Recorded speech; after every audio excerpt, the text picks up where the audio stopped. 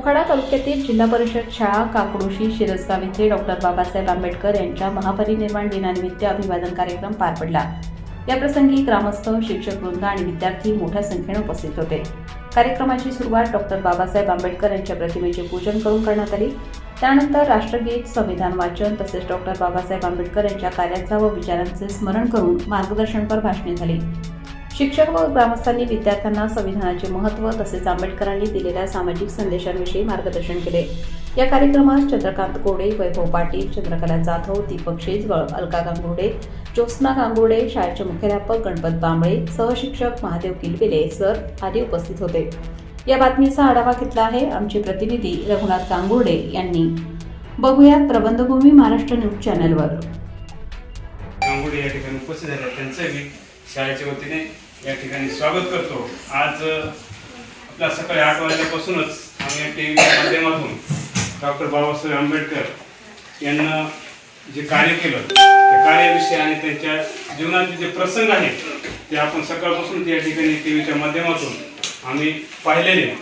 त्यातील एक प्रसंग आता आम्ही ऐकला, ते थोडक्यात त्याचं वर्णन करतो। तर बघा, डॉक्टर बाबासाहेब आंबेडकर यांची 10वीची परीक्षा होती, ऐकले तुम्ही सर्वांना, आहे का नाही? हां, 10वीची परीक्षा होती। त्यावेळेस ती परीक्षा तालुक्याला राहायची। तालुक्याला राहत असल्यामुळे सर्व कुटुंब तालुक्याला घेऊन जाण्याच्या ऐवजी ते डॉक्टर बाबासाहेब आंबेडकर यांचे वडील आणि डॉक्टर बाबासाहेब आंबेडकर हे दोघं जण तालुक्याला राहण्यासाठी गेले। आणि राहण्यासाठी गेल्यानंतर त्या ठिकाणी ते दोघं राहू लागले आणि डॉक्टर बाबासाहेब आंबेडकर दररोज पेपर देऊन संध्याकाळी घरी यायचे आणि त्यावेळेस त्यांच्या बाबाला सांगायचे की आपण काय करू, जेवण करू। त्यावेळेस त्यांचे बाबा सांगायचे की तुम्ही काय करा, जेवण करून घ्या, मी नंतर जेवतो, अशा प्रकारचं बोलायचे ते।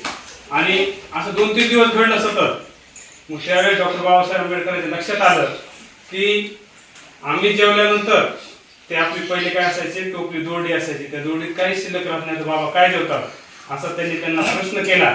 त्यावेळेस त्यांचे वडील रामजी आंबेडकर त्यांना म्हटले की माझी भूक ही एवढ्याने भागणार नाही, माझी भूक ही तू खूप मोठा हो, खूप ज्ञान मिळव आणि ताज्या व महत्त्वाच्या बातम्या बघण्यासाठी प्ले स्टोअरवर जा, प्रबंधभूमी ॲप डाउनलोड करा व या धावपळीच्या जीवनात अपडेट रहा।